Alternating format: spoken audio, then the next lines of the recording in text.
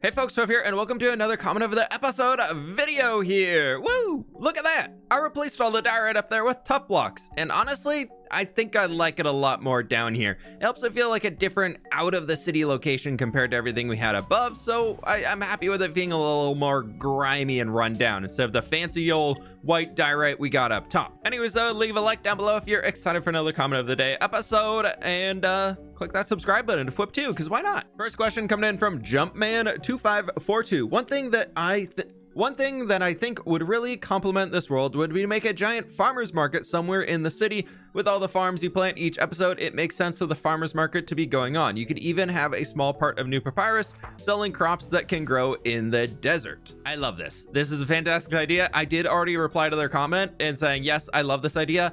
And I just wanted to say that in the creative world, I now have a giant pillar right here, marking that once we tear down this mountain, this section over here is going to turn into a big farmer's market. So as soon as you get out of the gate and you're kind of outside the city, I wanted to have a big area for carts to turn around and everything like that in here. And then now I'm thinking we just surround it with market stalls and everything. So as soon as you're out of the city, you're just in this massive farmer's market where anybody and everybody can walk out of the city out there, go buy all their goods and produce and everything, then come back in. And maybe we do some other smaller ones throughout the city or just different pop-up shops. But I thought like a really cool massive one out here could be super fun. And it's making me also think that we can add more carts in the city that are selling different produces and things, because that does make sense. With how many fields we've got over there, they're obviously bringing it into the city to sell all of their goods. So yeah, we're definitely going to do that. Let's also eat a pork chop while we're at it. I mostly just want to acknowledge that I absolutely love that idea, and that's why I included that one here. Silent Fox, the White Chaos, has the next question. Personally, my hope is that you continue this project past your plans. Maybe after you finish what you've been working on, you should slowly begin wrapping the city around the giant magical tree so it sits in the center of your megapolis. Perhaps an elven district on the outskirts that have tree houses amongst a scattering of normal buildings, either shop fronts or where normal humans would live, an artisan district, and a training grounds for the city's militia, ? So I love the idea that we have currently for the city, where it is gonna be absolutely massive. We talked about the plans in the last episode a bunch, with a giant thing up there. Eventually that place can be filled. We got the whole harbor here, houses along there, that, and then I've got some plans I've talked about on stream for a big observatory and kind of a fortress up there, which then will need like a road to reach up to it and everything. So we've got a lot of plans. This whole section will be filled out with more buildings here. I'm not gonna over plan my projects though. I think that's something that I used to do and it used to really overwhelm me. So I'm gonna keep the current fairly massive plans we already have before we commit to doing anything even more massive. And if we get through those and I'm like, ooh, yeah, I love this project, let's keep working on it, then we can look about expanding. But coming to wrap all the way around the tree, I don't like the idea of redoing this section. A big rule that I kind of give myself in my worlds is once I've built something, I don't tend to really redo things. I can expand upon things and I can improve them, but I'm never going to like fully tear out an area that I've built, because that would require tearing out everything in here. And that's like our episode 2 farms, our starter house up there, the animal barns and all those things. Like, I don't want to get rid of those. So I don't think we'll stretch the city all the way around here.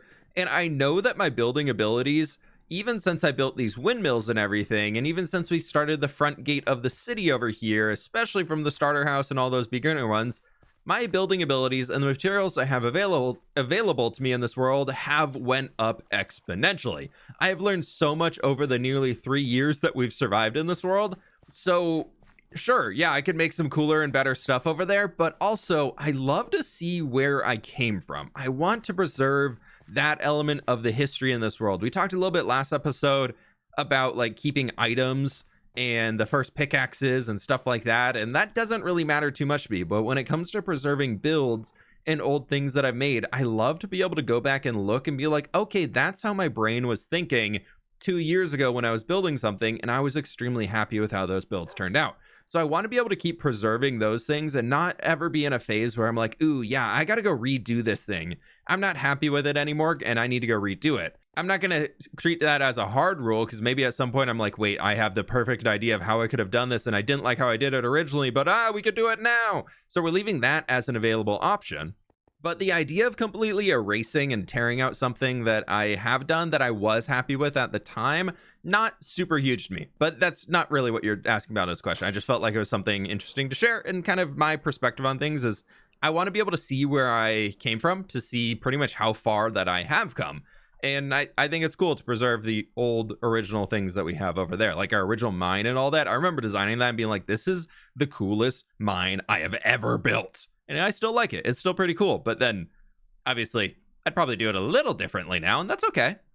But in terms of creating more plans and grand things on top of what we already have, I feel like the current plans that I've shared, they're going to carry me through well over another year working in this world before we do all of them, because I'm not just going to grind and do all of this. I'm going to continue my process of a few episodes here, a few episodes we go somewhere else, then we come back over here maybe, or we go somewhere else again, and keep jumping around to doing different things, because I want this whole world to grow, not just the base here to grow. So I want to keep jumping out and experiencing different parts of Minecraft and different build styles and all that. And that, again, can help me learn more and come back and be able to make something even more amazing here than I might have been able to originally. So we'll keep the current plans that we have, but also very much on the side of, if I want to change in the future and I want to get to a bigger plan, then we can do that. We definitely can. There's nothing stopping us from expanding the plans down the road as we go, but I'm really happy with the current level of planning that I've done so far here. Next one coming in from Joseph Ellers. For the stony beach out by the mud brick castle, you could put in a small hamlet-style village, meaning just a couple of houses and basic facilities like a small smithy or something, and add in a small fishing dock to both sides of the river, or more like a ferry dock, and the hamlet would be the castle's support village, giving the castle food and labor in exchange for protection, just like how it worked IRL. This comment is in regards to a place on the far side of the tree that is right against the chunks loading in out there. You can see the mud brick castle over my left wing, and in front of us you can see that big stony gravel beach area. I was asking, what the heck do we do down here? And I think that's a really cool idea. I've kind of been wanting to do a small village of sorts down here as a way to support the castle, and I just have never really done it. So I'm glad some people are thinking along the same lines. There's a few comments saying that. My original plan was to do a few little farmhouses over in this forest here, and I think I might still do that, seeing as we have planted some of these fields in here, so it kind of makes sense to have a few buildings there, because the people in the castle probably aren't managing that themselves. So maybe we can extend the fields coming up to the castle, because I don't want the buildings right next to it, because then that makes it harder to defend the castle when you have structures here that the attackers could hide behind. So if we bring the fields up here and just some natural greenery, a few houses over there, and then we make like most of the small hamlet over on this side, and then we do connect that ferry dock idea I was very excited about, but we could connect that right here, going all the way across, and even maybe install something like the Lord of the Rings ferry system that they use in the first movie when the hobbits are trying to escape the Shire. They actually have a ferry with like a chain or a rope that they kind of use to get across. So we could hook up one of those, but that might limit the ability for boats to go over here. So maybe just a normal ferry, because I think a chain going across here would look a little weird. But yeah, I think coming out here and building a village of sorts could be a great way to fill this spot, because I don't want to just do it as nature, seeing as we're going to get the stony shore grass color, which is a little bit more muted. So if we turn it into a village, that's going to be a lot of dirt and everything, and then we can do some custom trees using leaves that don't really change based on biome coloring, like more of our big old birch trees or something. Probably the rounded ones, because I love these that I made at the time. But I think if I were to do them now, and I were to do a custom birch forest, I would definitely opt for much more of these big rounded ones. I was trying to be like too unique here. I was trying to be a little too innovative, and I think it looks cool, but it's not really a birch forest. It's more of like a yellowy pine forest of sort with like white bark trunks, which is, yeah. All in all, yes, we're gonna definitely do that over there. We're definitely doing a little hamlet thing. This one I included for Treya because, yeah, this is exactly where I got the idea to actually do the Blue Orchid Field. So Blue Orchid Field needed. Also, amazing episode as always. So Treya, thank you for the comment. Now we have more than a stack of blue orchids placed down in the field, and I love the color of them. I can't remember where I saw this first. I know I did a similar field on the SOS server with adding these two different flower types together and absolutely loved it. So yeah, I was like, let's do that again. Let's just do another flower field. Not all the fields around here need to be producing food. Maybe they're producing dyes or some sort of some sort of an herb. Maybe they're able to use these flowers as like an herb or something to help around here. I don't know. Could be magic plants for all I know. We do have a giant shattered tree that's a little magical. Maybe we can have magic plants. That probably is fair. Next one coming in from Arim0404. Watching you chop trees gave me a little idea. You could create a little adventurous hut / camp / logging station at every site you chop trees at, with a bed, crafting table, ender chest, etc. All the goods. I just think that way it further makes your world feel even more connected and lived in, and it's not breaking the fourth wall. Almost as if that makes any sense. So I actually love that idea, and it's something that I've been thinking about. We're almost out of rockets, so we probably won't fly all the way out there, but that way we do have the giant spruce chopping area, and I've wanted to make it feel a little bit more homey. The reason why I really haven't done anything is I kind of feel like it'd be difficult to make a whole project out of it, and two, eventually this landscape is going to continue back and cover over it. We are going to continue working on this landscape. I've just been inspired to be doing other things, so I've just been leaving it to simmer in the back of my brain on new ideas that I want to do. But our chopping area is right down there. I had to replant all the saplings. For some reason in the new update, when I updated it, they were all sitting there before and then they just wouldn't grow. So tree chopping area is operational again.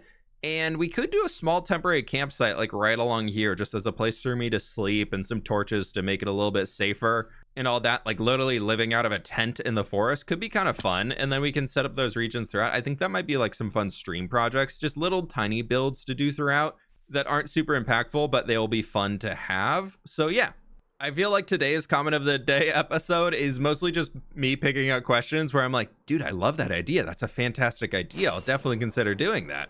So there's another one of I'll definitely consider doing that if we can find the time to do it. Last question for today, coming in from Vanilla Smoke. The first diamond pickaxe was upgraded to netherite and broke during clearing in the nether to build the Skelly farm.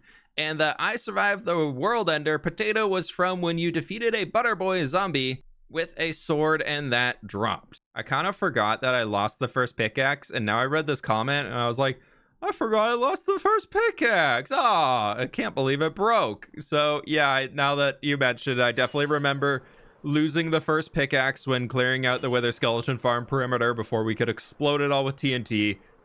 Such a big bummer. So that is a sad one. And now we have the careful. I said careful because I got to remember to be careful. And then the potato, which I was asking people for the story behind this one right here. I think you are right. That does sound correct, like a baby zombie in full gold armor with an iron sword or diamond sword or something like that. I can't remember, but yeah. So we've got a little bit of history preserved in the world, or at least, again, like we were talking about last time, we've got the stories of what happened to the things that we might not have anymore, at least preserved in the videos. Also, if you see these little leaves falling from the tree, yeah, you see that one back there? Yeah, look at that one. Look at those trees. I found a new mod that makes tree leaves just fall from trees, and it's so good. I turned the settings down to be very minimal because the normal settings looks like they're just raining leaves. So I made it a lot smaller and more subtle, and it's just those little ambient ads throughout the world that I'm just Minecraft needs more of this. Minecraft needs an ambience update. So that's my question for y'all today. If you could add any ambient feature to Minecraft, whether it's like a passive mob that's flying around, or I don't know, fireflies, or just falling leaves, or any other new ideas that you might have that maybe mods haven't done yet, what do you think they would be? What would you include into this game? I feel like for me, I always want there to be more immersive sounds in Minecraft. There's a lot of weird like cave sounds and things. I'm like, why is this in the game? But what I really want is the ability to say like I'm walking through a forest. And I guess you could do this with custom note blocks and custom music discs and things like that, of just having birds chirping when there's a lot of trees around. Or we've done it sometimes where we've buried running water underneath the start of a bridge or something like that. And I would love to be able to have more sounds of water when you're near a river biome or something, and you can more easily do that.